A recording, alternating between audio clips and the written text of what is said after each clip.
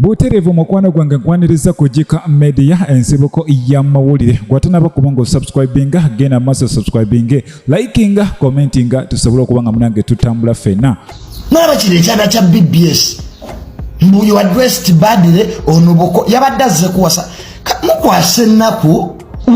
wano muba mukola interview ne mama Fina mubeera bangi ne interview ya Diamond yabuzeemu ko munnamawulire oyo abuze some serious questions bali mabega nabasanze ba YouTube bali mabega nunga wange nga tugenze wali maaso nti ajuni yaleka mazima ddala bannamawulire bafa aba entertainment tukimanyi mwali bakubi babifaananye ku party abamu iwe cameraman on birthday parties ne mujja mwerimbika mulimo gwa mawulire naye aka English ko ba YouTube ne mwekweka nga Diamond Platinum aze ne mwekweka mabega nobody can ask in English program zembozi mukatizi bamazeewo nawulidde ka abamumbu muli banyivu mbolo okubambu nabagambye mbu temumanyi luzungu nabiwulidde nga muli eyombo muntu ulidde obukuukulu mwekamba buulire mmwe mwe bannamawulire mmwe abali eyo abantu ulire obukuukulu mbu Junior yagambye kati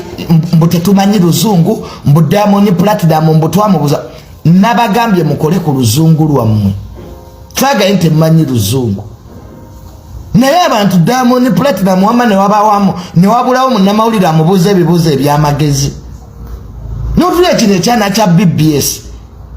mboyambadde otya kubuko abamu baize mwali bakubi babifaananyi bya birthday party ku mbaga now you are journalists nenga tukimanyi mwali bakubi babifaananyi ku mbaga you were cameraman on birthday parties temwerabira wajje muvudde wali mu town nyumana ne mwerimbika mulimo gwa mawulire nenga temwagusoma kakati olwokuba nabagambyeko tibadde muyige ku luzungu mukuba bukubi mbogo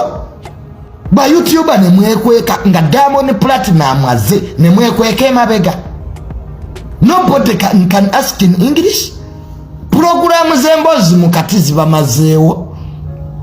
ba YouTuber mudeo omuyimbi ngo wamanyi oyo agenda kujja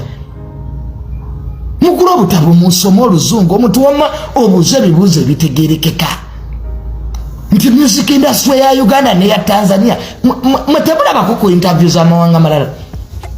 ne ono mwana Brian wako ya mulimba nnyo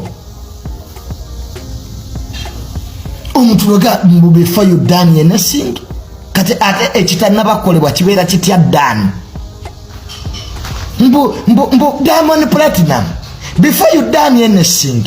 let us first welcome oyo mwandi mujeka mazima ddala bannamawulire bafa aba entertainment tukimanyi mwali bakubi babifaananye ku party abamu you are cameraman on birthday parties ne mujja mwerimbika mulimo gwa mawulire naye aka English ko izo program za YouTube akyakola program mu luzungu mbuleta sibiye lesson akazungu ko kabuzeemu ku luno bannamawulire erono mwana Smith tava kutuyamba eggwanga nga ba YouTube bali mabega bekwese nina ne ba YouTube abatazze ku Diamond Platinum lwa luzungu mbo omwana we mulwadde wanemba mukola show za akabakonga abana bamwe tebalwala ezedikenzo mwinanga mugwayo mwe bannamawulire mmwe that should be a lesson now n'omuntu oluzungu lwakawempe moziremu temina baana basomerako seta mu bannamawulire teri yasomerako seta na buddu mwandigenze seta ne mufunayo akaana ka senior 6 ne mukaleta ne kabuuza omusajja ebibuuzo kati Brian wako yabadde abuuza ki ONBS naba kire ekyana kya BBS mbuyo addressed badly onuboko yabadde aze kuwasa mukwase naku fact omulimo gw'abamawulire mwekube mutoki abasinga obungi bali bakubi babifaananyi ku birthday party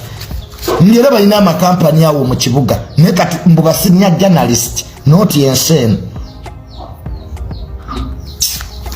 Ebibuuzo bye mwabuuza byabadde bya kisiru nnyo nemwe abatakopa ku BBC wano we muba mukola interview ne Maama Fiina mubeera bangi ne interview yaddamu yabuzeemuko munnamawulire oyo abuuza some serious questions bali mabega n'abasanze ba YouTube bali mabega nunga wange nga togenze wali maaso nti Junior yaleka sajja oyinza omubuuza didn't even do research. Journalism sikwata kamera kulebeeta na kamera ninula mwandirezo n'omwana Kanale oba Samson Kasumba ebyo Oluganda byo mubikola ebyo byantebe mu ntebe byo mubimanyi n'ekisa eggwanga lino kutuula mu buti